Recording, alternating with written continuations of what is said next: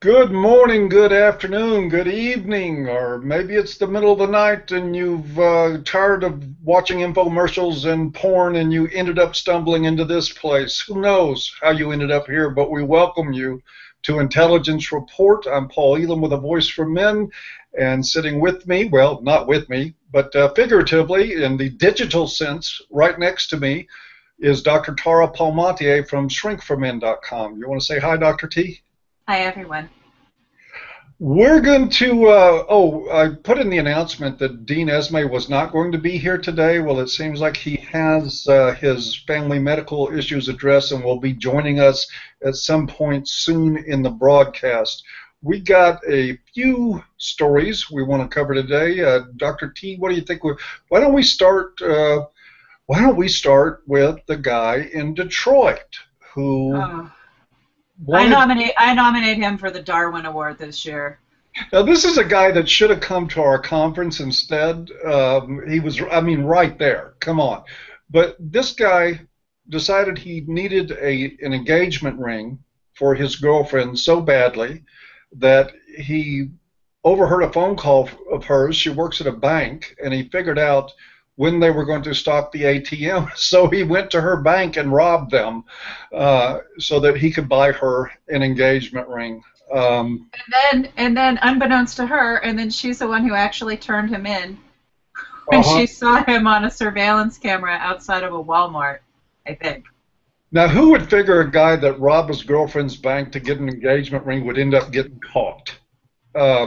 I thought for sure this Einstein would get away with it. Now he's not going to get married. He's going to prison where really, really bad things happen that we're not going to get into, that nobody deserves, even this clown.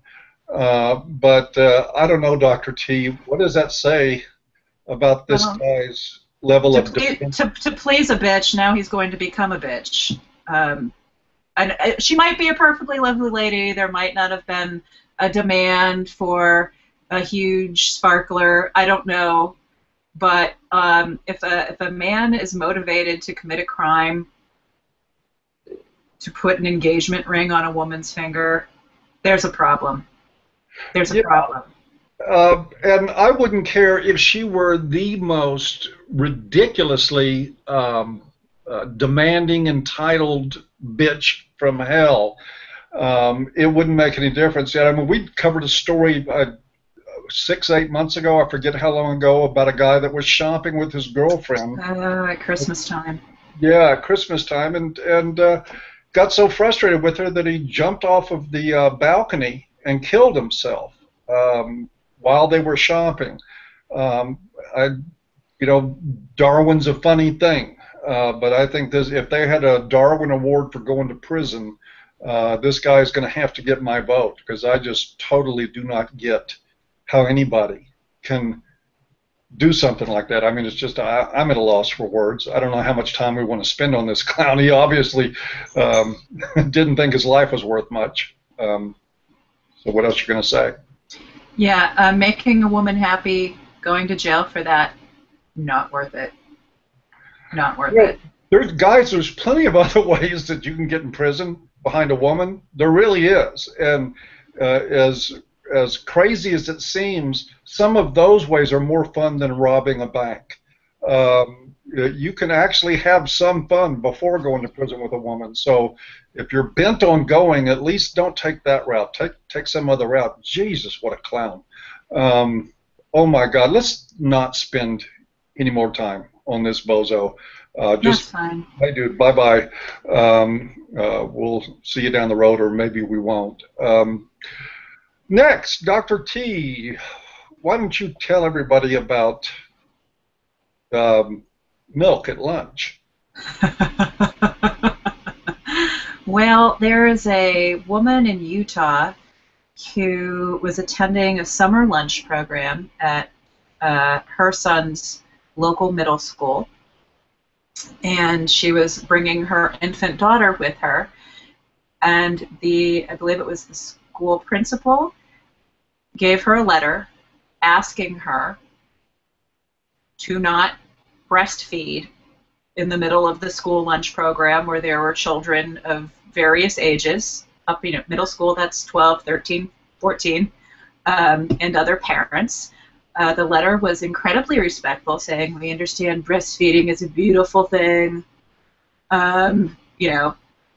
appealing to her whatever thrill she gets from breastfeeding, not trying to shame her. It was very tactfully worded, and it didn't even say, don't breastfeed at our program anymore, but please use appropriate cover-up, like a blanket or a coconut shell. I don't know.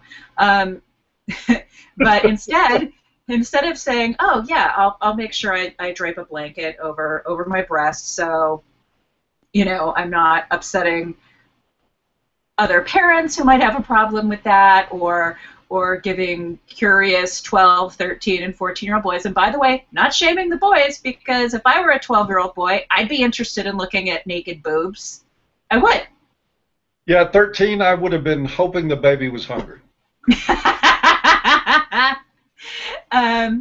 So instead of just getting herself a little blankie to cover up the little nipple nibbler, she posted the letter online and accused the school of attacking and bullying her. Okay. Where to begin on this? This is, in all fairness, it is a subject worthy of discussion.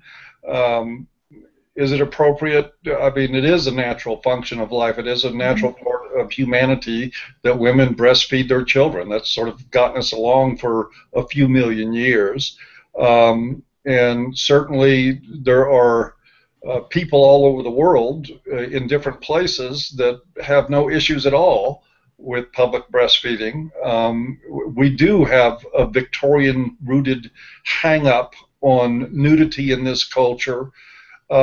But that said, this is the culture that we live in. There are people's sensitivities to these things. There are parents, I imagine, who don't want someone breastfeeding their child in front of their 13-year-old boy.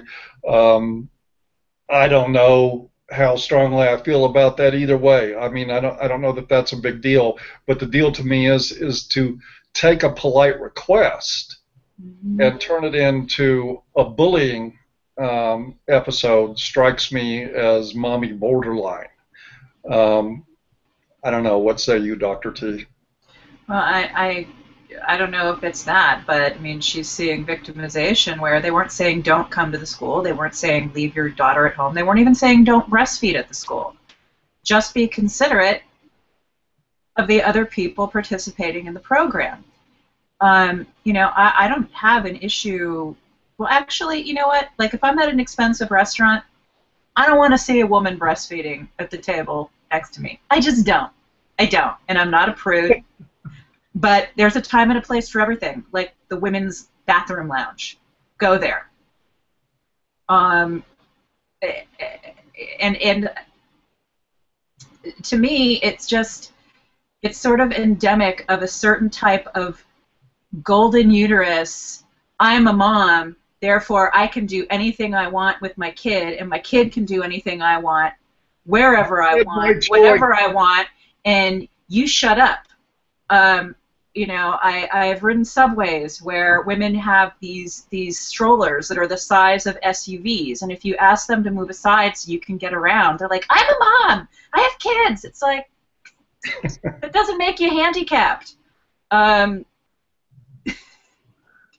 Get a stroller you can manage. But it's just sort of this entitled attitude a lot of women get once they give birth, that they can do whatever they want, take up as much space as they want, whip their breasts out whenever they want. Their kids can run around. Yeah, well, yeah.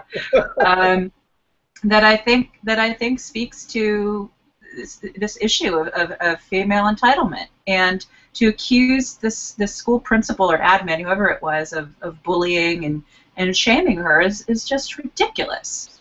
Yeah, it is. That much of it is insane. Personally, I think this could have been avoided with just some fairly decent judgment on the mother's part. She could have gone to the school and talked to them. She could have stated her case, but she saw an opportunity to. She didn't even have to. She just had to put a little blankie over the kid's head in her breast. Even if she didn't want to do that, she had the opportunity to make her case in some other way. You know, it's one thing if somebody does attack you or try to bully you and you make a big scene about it. I'm all behind that stuff.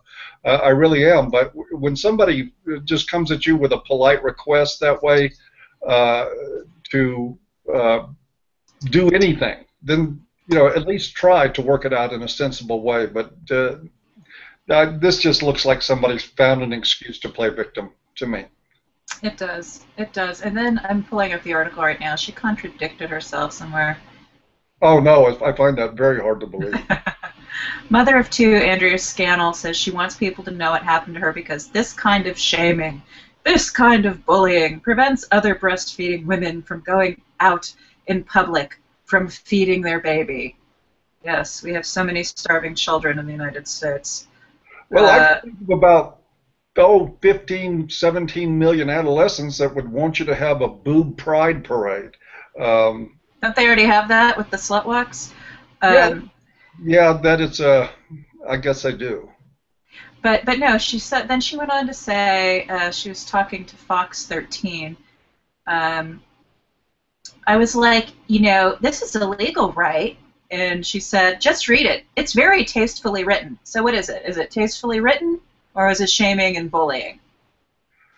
Well, some people are just really good at bullying. They can do it with taste. Man, I don't know. Again, I think I kind of put this woman in the same class with the guy that sticks up the bank to get his girlfriend. They're just, we seem to be covering a lot of I know, and we don't need potential recipients of the Darwin Award procreating. No, damn it. Out of the gene pool. But speaking of stupid, there has been some flying around of items on Twitter. Wait, are we going to do the Vice article first? Oh, yes, we forgot. Yes, let's do this. Absolutely. And we will get a link in the low bar at the end of this. I haven't put it in yet. But, ladies and gentlemen, hell has frozen over. Absolutely. You can go ice skating down there right now. A pig is flying on your T-shirt. Yeah, absolutely. Vice magazine covered the first international conference on men's issues. A writer named Alex Brooklyn, a woman, came there with a film crew and did a lot of research, did her homework, and of all places, at Vice.com, who have launched more than one hit piece on us, I believe, in the past. Oh yes. They certainly were.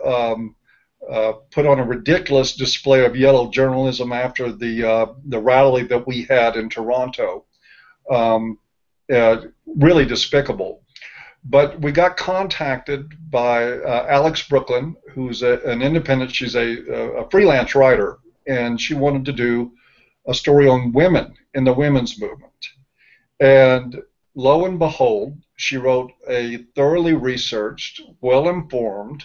I mean, not everything was perfect. I mean, there's always those of us out there that say, you put this word in the wrong place and you got this part wrong. And there were a couple of factual errors, but they certainly, by all appearance, were honest factual errors. Like one, she said that I was the one that dubbed the honey badgers. I was not. In fact, that was Dr. T, who is sitting digitally right next to me there. Hello?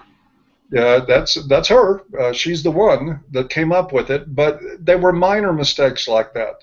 They also produced a video of some 15, 16 minutes in length that was, I hate to use the F word, but it was favorable.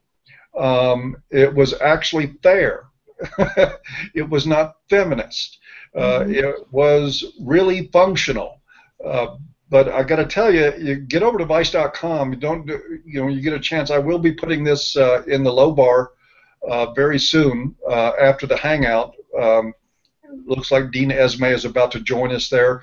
But it was a really thorough, well-balanced piece done by somebody with integrity. And while there were a couple of issues I had with it, I'm not going to sweat that at this point.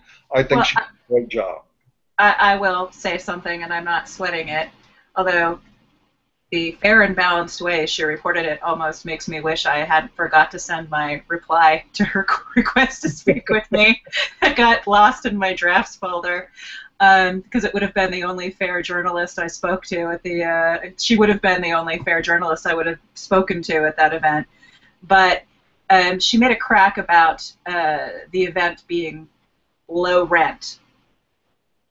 First of all, I don't take that as an insult, and I don't think AVFM should take that as an insult. That's insulting to the very generous and kind VFW Hall, which took us in at the last minute after feminists from Wayne State University phoned in death threats to the Doubletree Hilton in downtown Detroit, a high-rent venue where we were originally supposed to be. So, I don't think it's nice taking a crack at the Veterans of Foreign Wars Hall, and why might that not have been the most swanky, the swankiest of places? Could it be that we don't do anything really to support our veterans?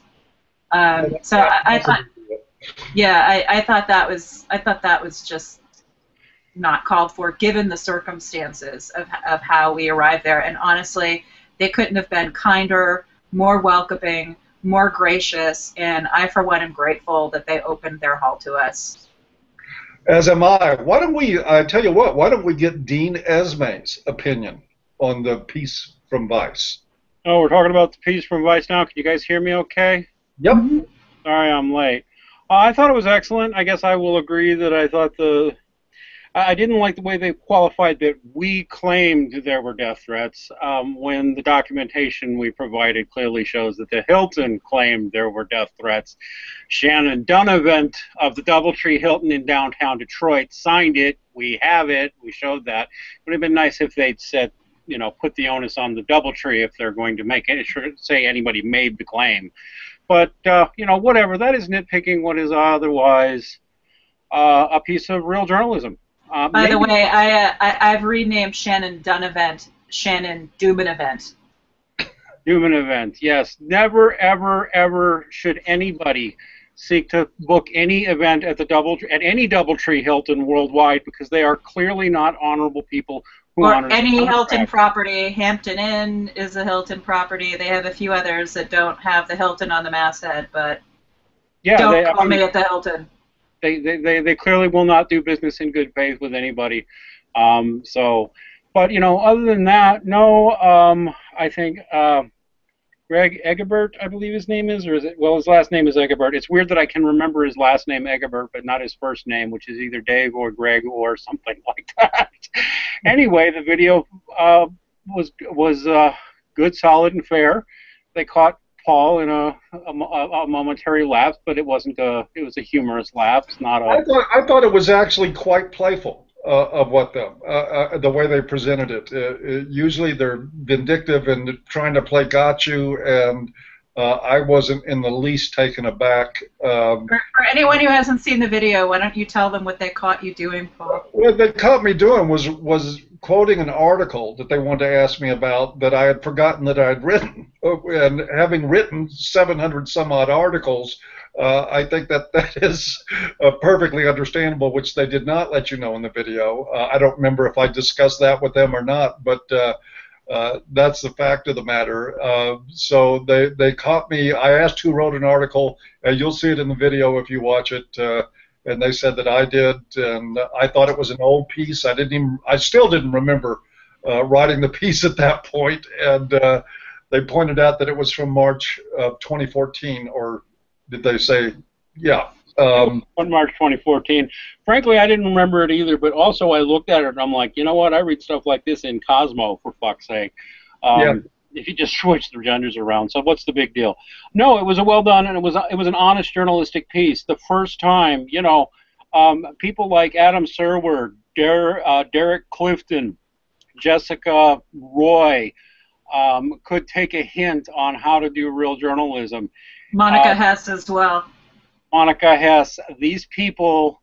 All of them mainstream, apparently, except Alex Brooklyn.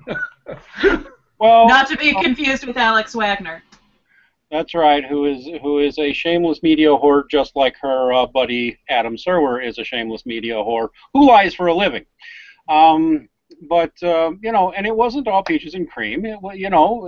They had some criticisms, and journalists are allowed to do that. But there was nothing that was non-factual. There was nothing that was grossly distorted out of context.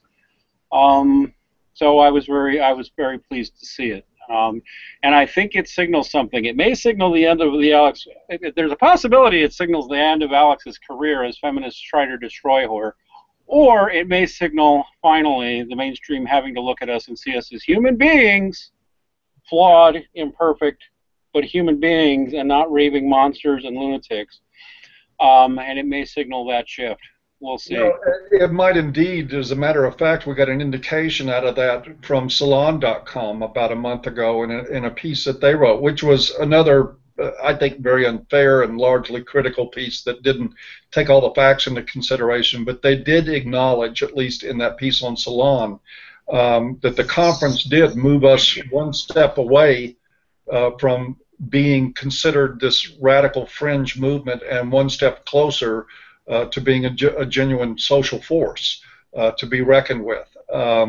So, and I think that is what we're seeing. I think that the tide has to turn. There's no more places to hide all these lies and all this, death threats and stuff like that. The media can only turn and look the other way intentionally for so long before. I mean, they're 18% in credibility right now across the board. According to the Gallup polls, if they want to hang on to even that part of it, they're going to have to start telling the truth. Plus, apparently, the article at Vice is getting huge traffic.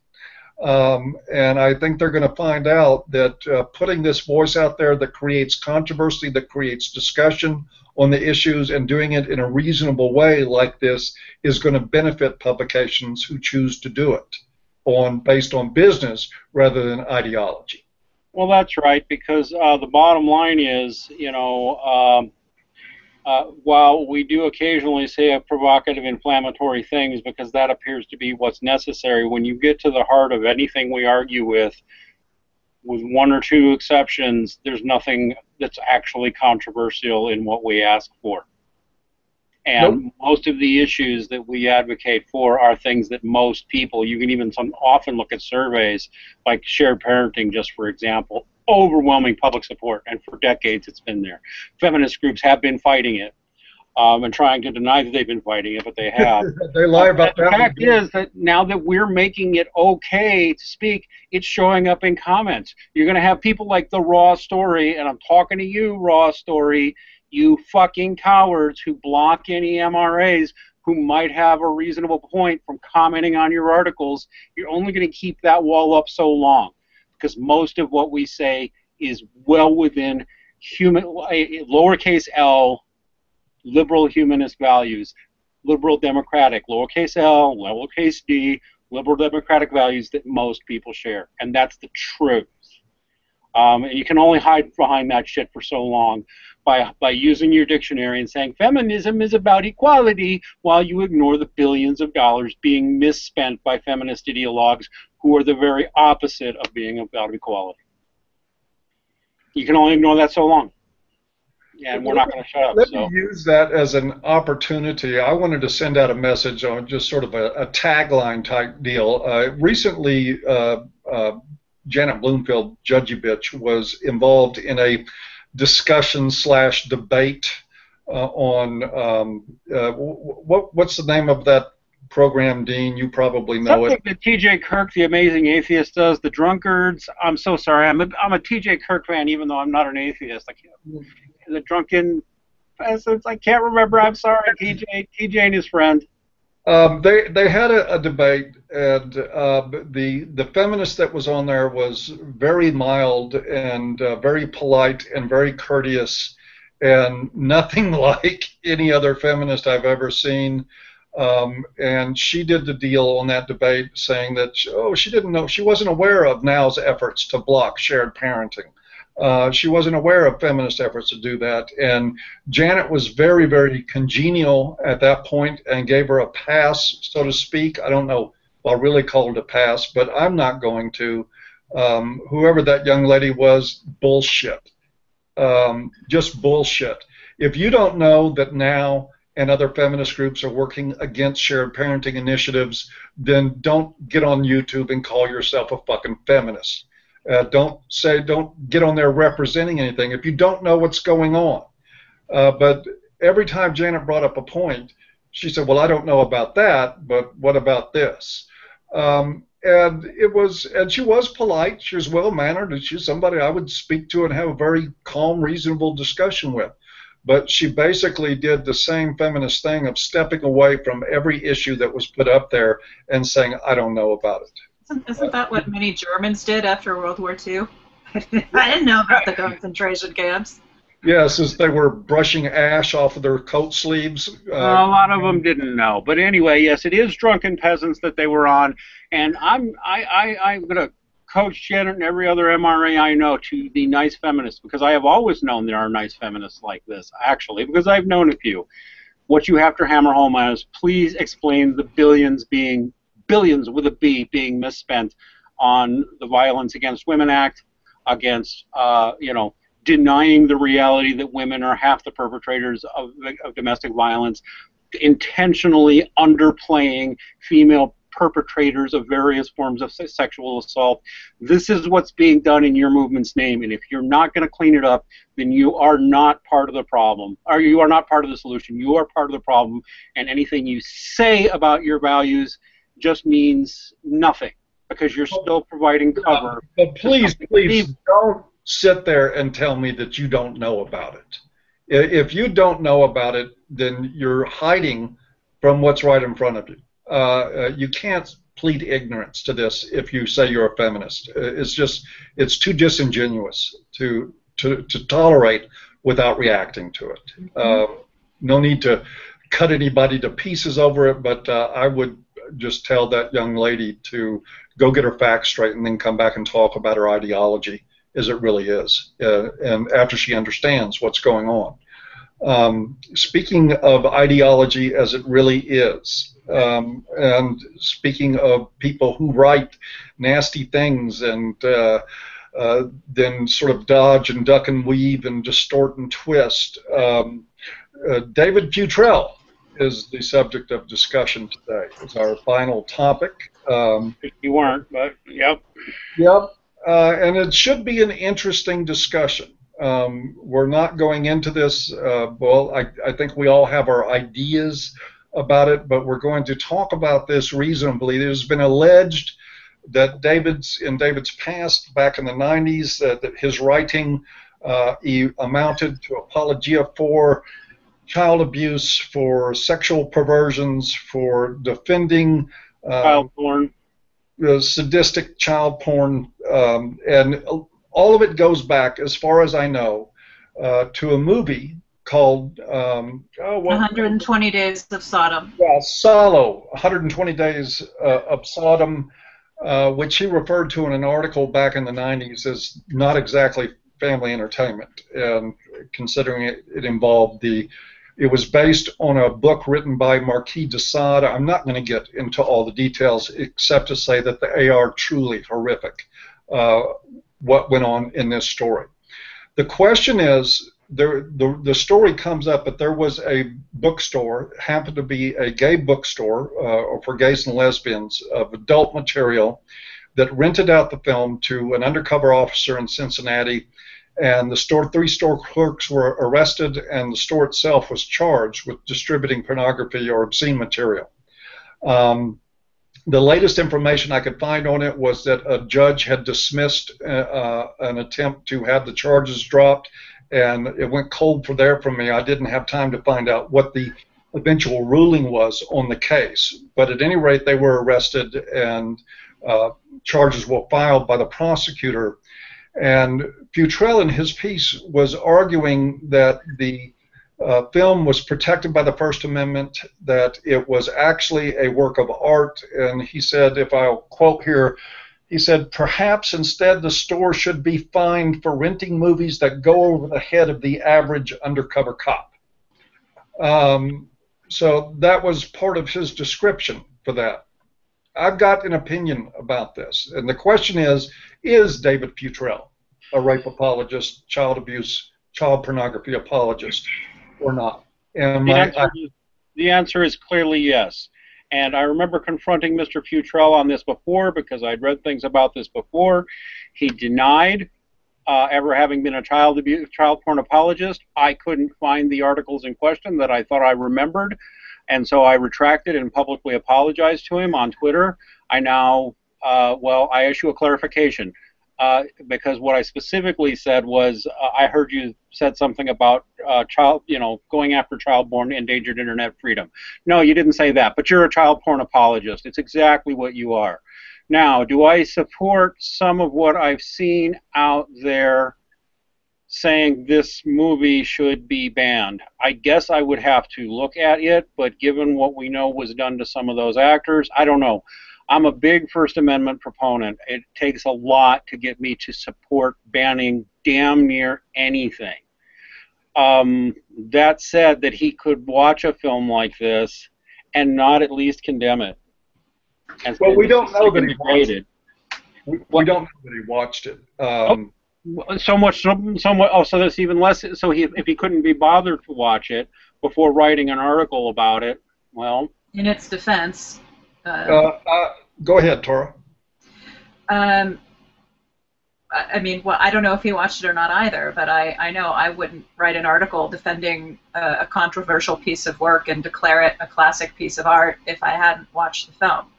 I will not watch the film because I have read descriptions of the images and scenes where prepubescent teens are being tortured and sodomized and raped and forced to eat their abuser's feces. Is not something I have any desire to view. I don't care how amazing the lighting is or the cinematography. But if he's going to defend something, I would hope he had watched it, as distasteful as it and disturbing as it would be for me. I think the more important point here speaks to hypocrisy. This man, and this is where it really gets down to it. I don't like talking about this man because he's one of the most flagrantly dishonest human beings I've ever encountered online. Sadistic and abusive and dishonest describes him. And he is frequently used by idiots in mainstream journalism. And when I'm looking at you, ABC News, I'm looking at you, Al Jazeera, I'm looking at you, Derek Clifton over at Mick, I'm looking at Salon, I'm looking at Adam Serwer, I'm looking at all of you stupid... Arthur Goldwag, the entire SPLC, all you stupid fools are using a dishonest person who lies for a living, sells you lies for a living. You pay him to tell you out of context lies, and he's not even consistent to his own stated values. No, he's not. There's another article I found. But before we get to that, there's some stuff I want to say about this movie. I think there's honestly two answers to whether or not that Dave Futrelle is a child porn apologist or child abuse apologist. One answer is yes, he is, but so is a large proportion of our culture.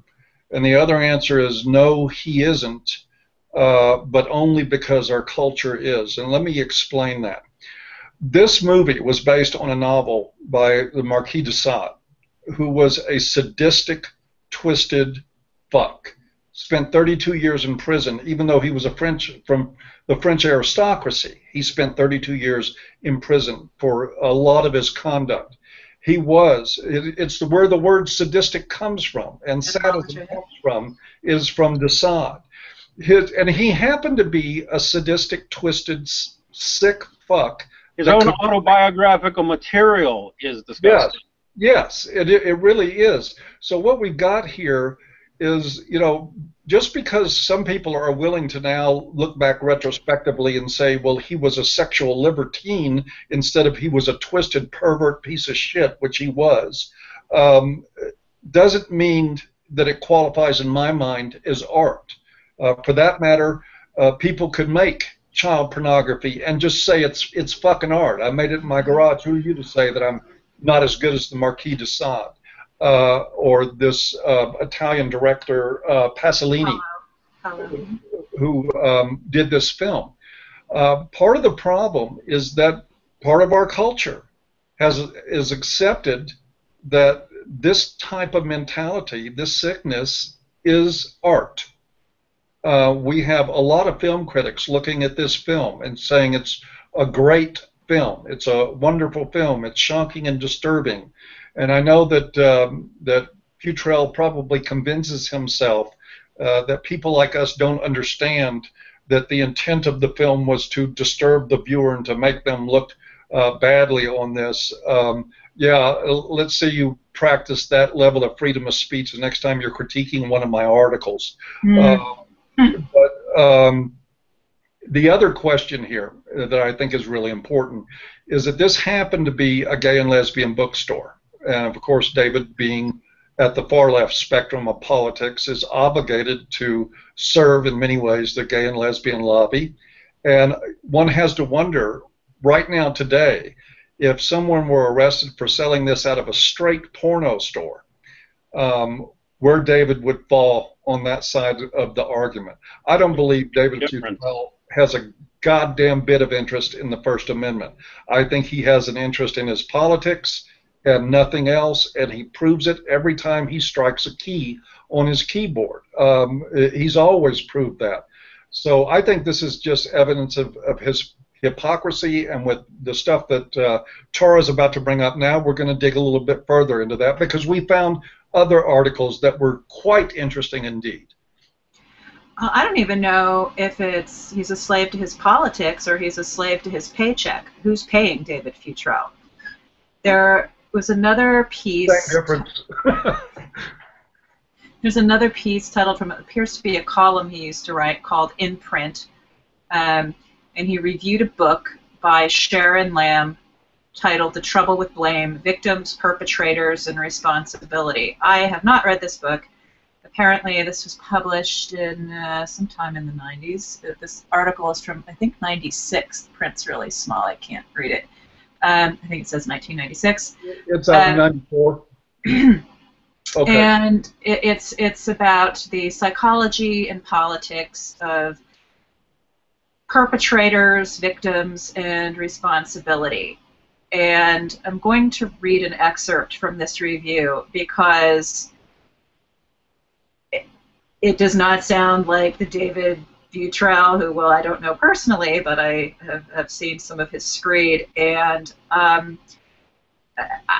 it's something that I think is not in lockstep with the radical feminist agenda that he adheres to. So here's the excerpt, starting now. Futrelle writes, and Lamb's vision of gender inequality is, to say the least, simplistic.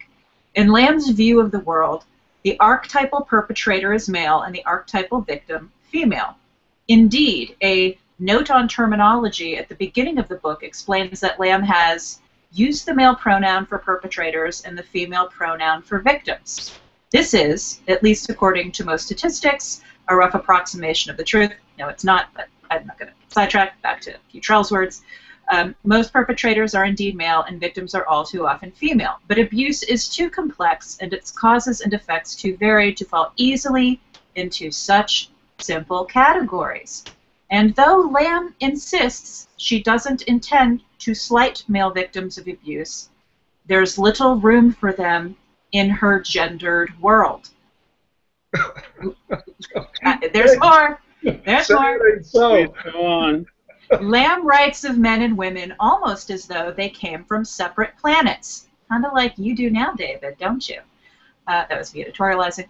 Women and children, the two groups are frequently equated in Lamb's account, are easily incapacitated by abuse, trapped by irrational bonds to their tormentors, By contrast, men share a common sense of, in quotation marks, entitlement to female bodies.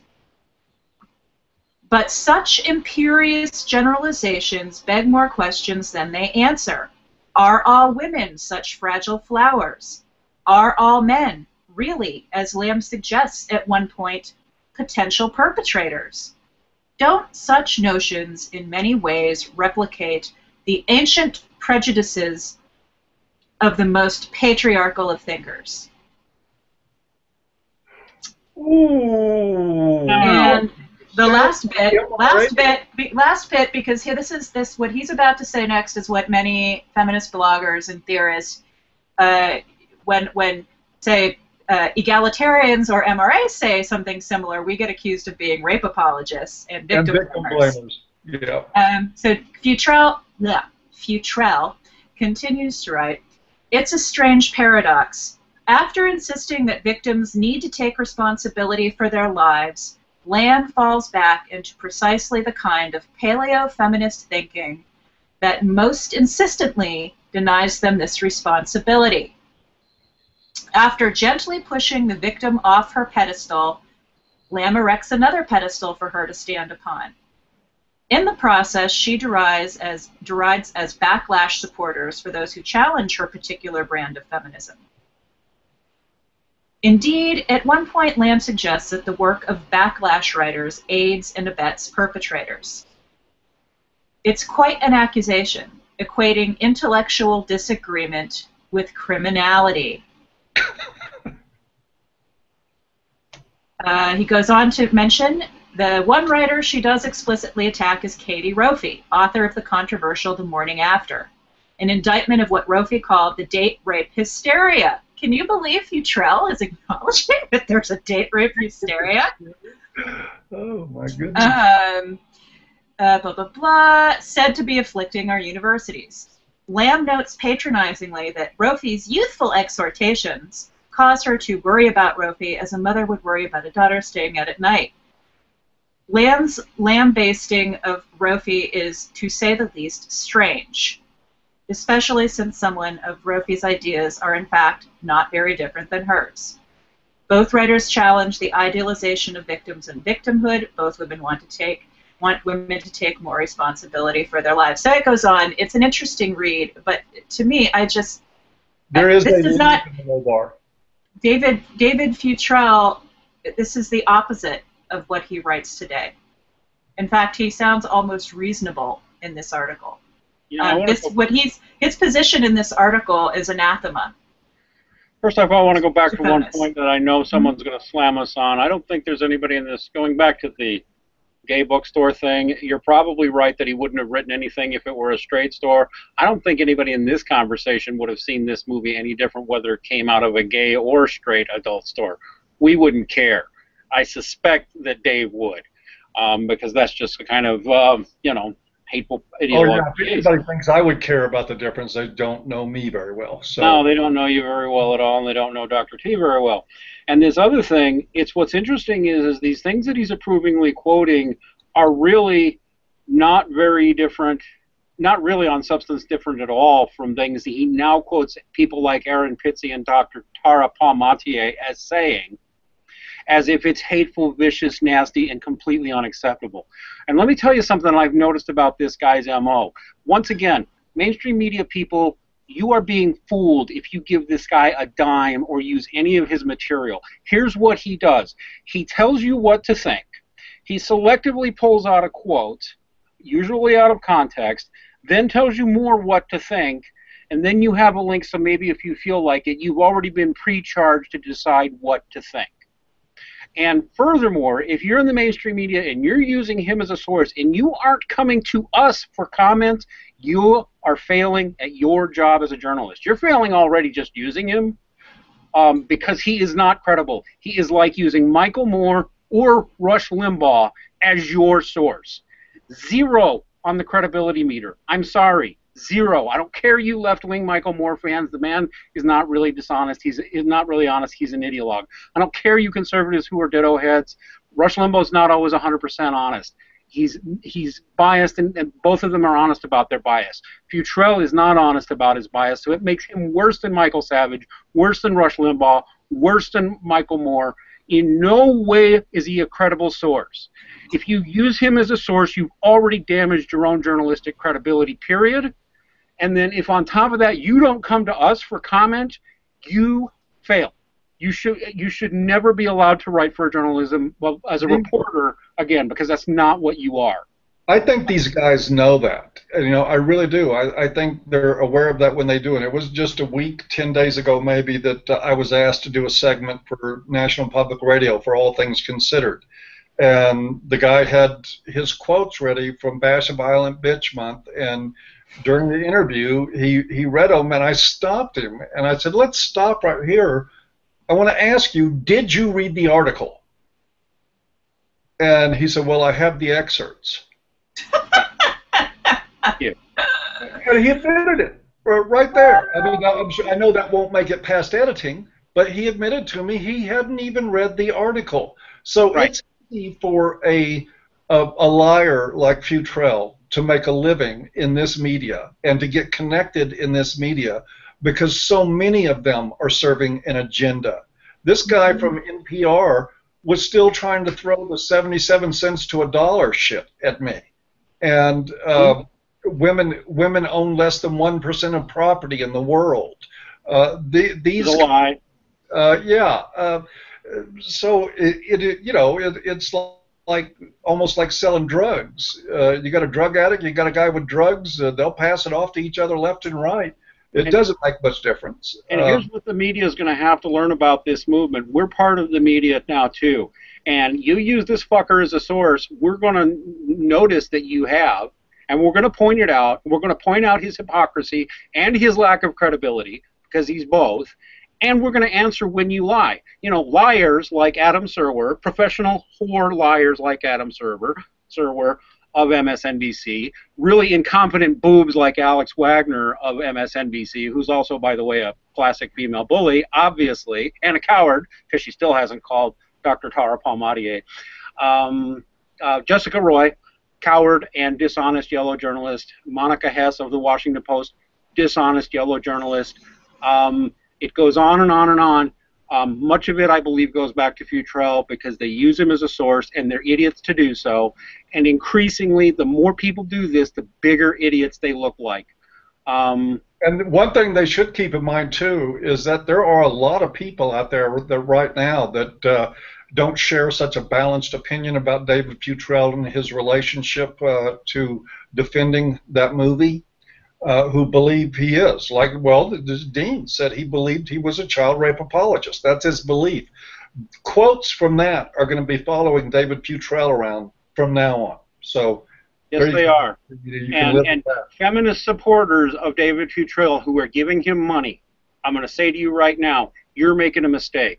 I saw through this fucker so much. He's laughing all the way to the bank, ladies. I don't think he's going to be much longer. Maybe he will be, but if so, please keep throwing money at him, because he's the biggest recruiting tool we've ever had, because anybody with an above room temperature IQ can tell what his MO is.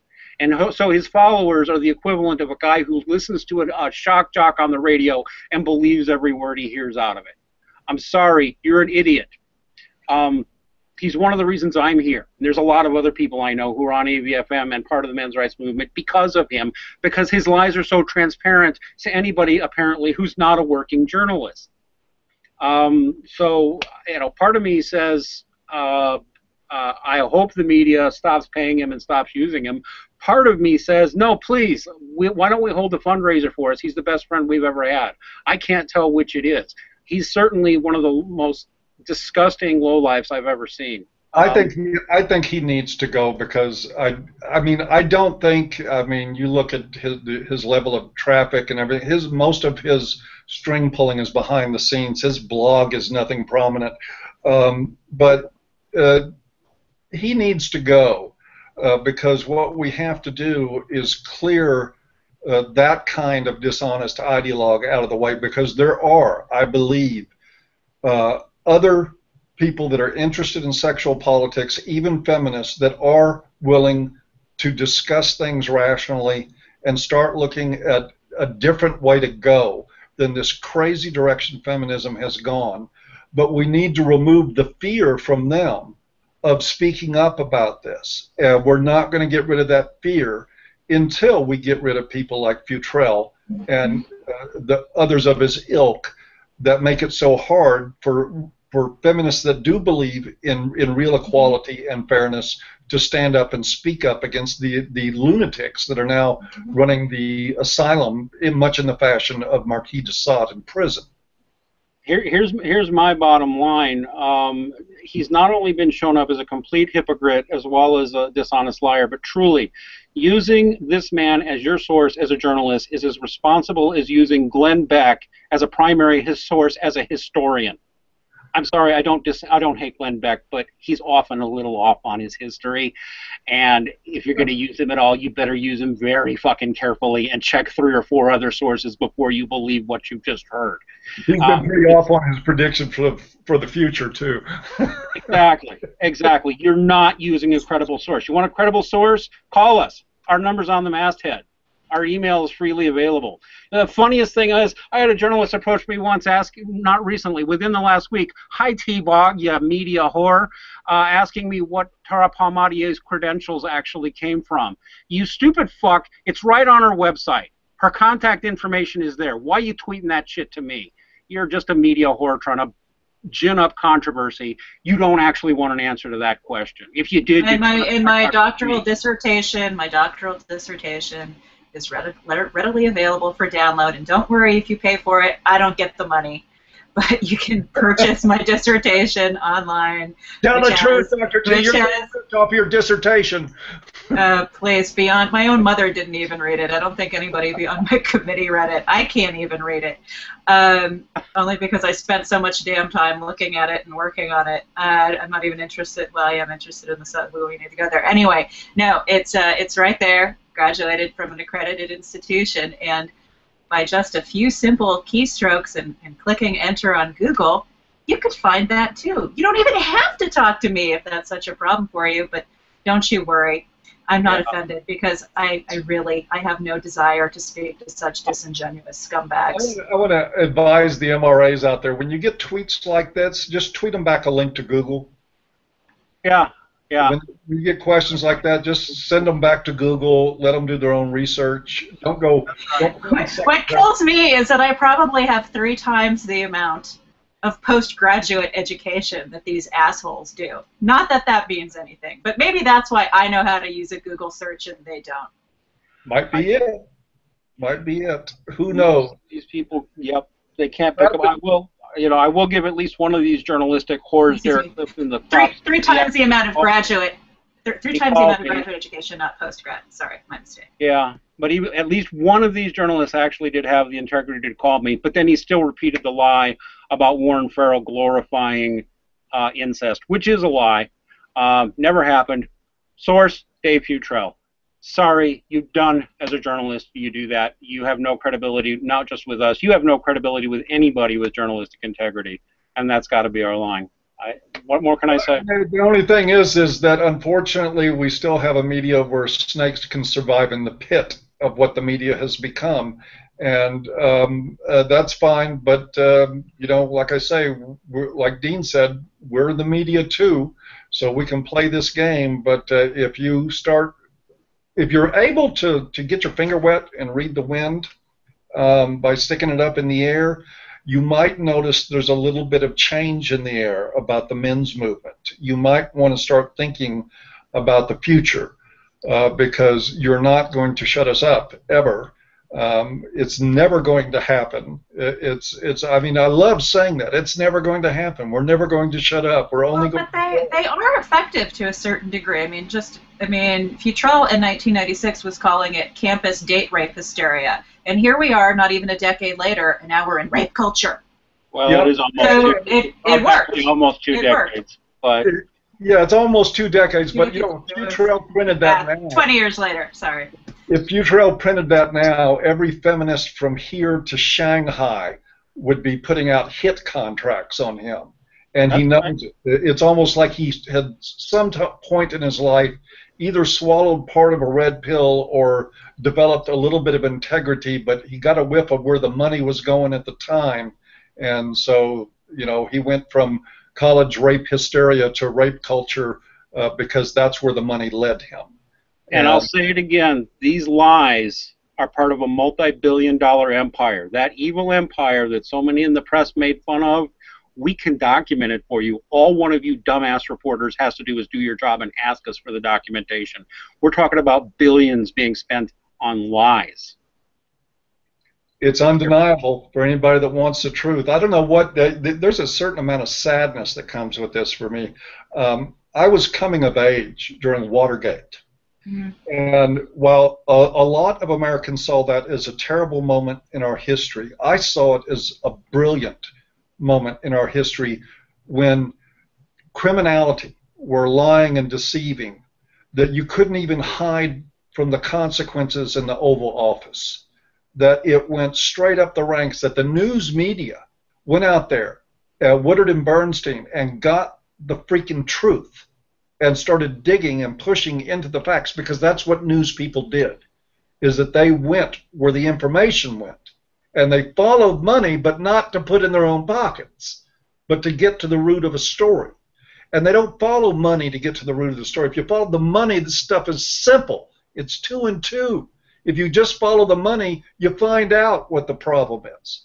But the media has become such a slime pit, such a snake pit, that nobody's doing their jobs anymore. I mean, we got an exception out of, I'm not going to say out of Vice because she doesn't work for Vice, but Alex Brooklyn did a good job. I think there's going to be more journalists in the future that do a good job. But this stuff is not hard to figure out, folks. It's just as simple as it can be. All we need is media that was willing to take down a presidency. And if you've got people in the media with those kind of guts and ready to do their jobs, then this stuff is simple. We can end this in a few weeks, if not months. At least a lot of it. There'll be decades of destroyed lives and wreckage to clean up. Oh, yeah. But we can start that healing process anyway. Like lancing a giant boil.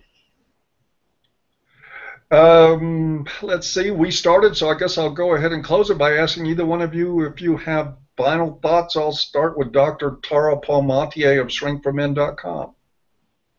No. Okay, she has no final thoughts. Dean? I will repeat my observation that using David Futrelle as a journalistic source is like using Rush Limbaugh or Michael Moore as your journalistic source. Stop it. You're not a credible journalist if you do that. And by the way, once again, for all you journalists who couldn't pay attention, the evil empire is the billions, with a capital B, misspent by ideologues calling them feminists. Ask us about it. We'll tell you. We'll show you. You can look it up yourself. That's all I got. Okay. Well, folks, that is it for another session of Intelligence Report. I want to remind everybody, as usual, that if you are in or think you might be in an abusive relationship, and I don't mean with the state, you're already in that, and I can't help you there. It's too late. But if it's with an individual, you can go to shrinkformen.com and you can read some great articles there that I bet you'll identify with, and you can also make a contact there for counseling services that Dr. T performs online for people all over the world. And if you're interested in any information, want to know more about the men's movement, what's happening, always come to avoiceformen.com. There's links in the low bar. Come join our Google Plus community, which is brand new. We've started reframing how we're doing these Hangouts, and we're pushing them differently, and we're hoping that works to increase the audience. Just go down to the low bar and click on that link. It'll take you, and you can add us to your Google circles, and you'll be notified of each one of our Hangouts as they happen. And with that, I'm going to tell everybody to take that red pill, and we'll see you next time. Bye.